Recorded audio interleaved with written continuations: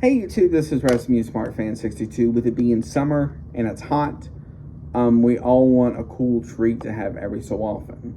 So, the two biggest players in this are going to be McDonald's and Dairy Queen. Each of them have come out with their own version of a s'more. So the McDonald's has a s'more McFlurry, and Dairy Queen has the s'more Blizzard. So we're going to compare them, and in my opinion, which one is better for the money, as well as stuff like that. So McDonald's, this is brand new for this year.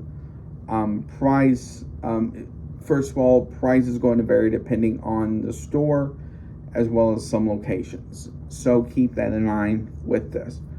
But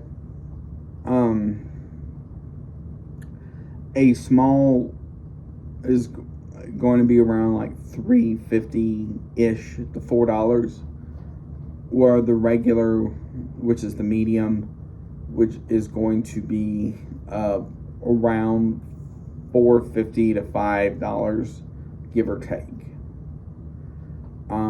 I saw one earlier where it was $5.50.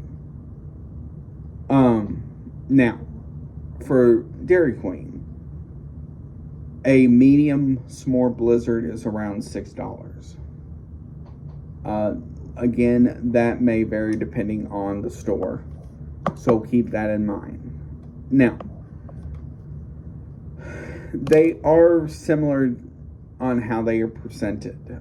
Both of them use their vanilla ice cream with like chocolate chunks in it, with graham cracker crumbs on the top, as well as stuff like that. But I will say the Dairy Queen one tastes more like a s'more because it has like a peanut butter or something taste to it.